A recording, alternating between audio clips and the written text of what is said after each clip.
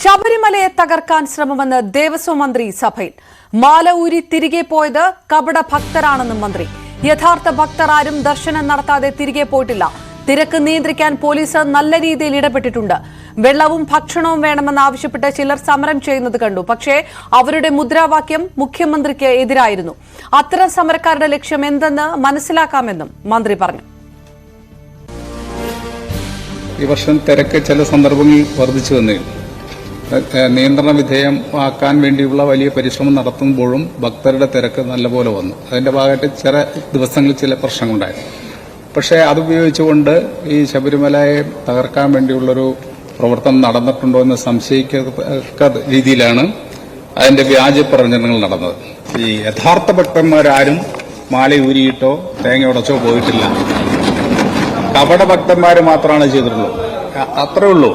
സന്നിധാനത്ത് വരെ എത്തിയതിന് ശേഷം, അവിടെ തിരുമടിക്കെട്ടുമായി വന്നതിന് ശേഷം അവിടുന്ന് തിരിച്ചു പോരുന്ന 2-3 ആളുകളെ എടുത്ത് അതിന്റെ പ്രചരണം വല്ലാതെ കൊടുക്കുകയാണ്.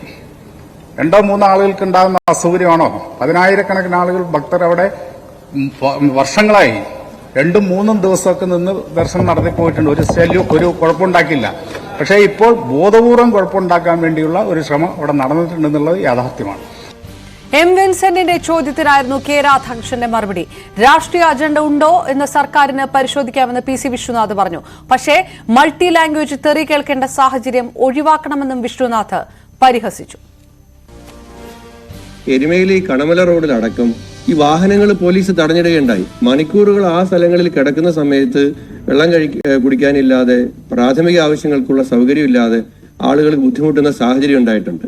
മറ്റ് സംസ്ഥാനങ്ങളിൽ നിന്ന് വരുന്നവര് ഈ പ്രശ്നങ്ങൾ ഉണ്ടായിട്ട് അവരുടെ എല്ലാം ഭാഷയിൽ സർക്കാരിനെ കുറ്റപ്പെടുത്തുന്നത് പൊളിറ്റിക്കൽ അജണ്ട ഉണ്ടോ ഇല്ലയോ എന്നുള്ളത് പരിശോധിച്ചു. പക്ഷേ സർക്കാരിന് നല്ലതല്ല. മൾട്ടി ലാംഗ്വേജ് തെറി നമ്മൾ കേൾക്കേണ്ട സാഹചര്യം ഉണ്ടാകുന്നത് ഒഴിവാക്കണം.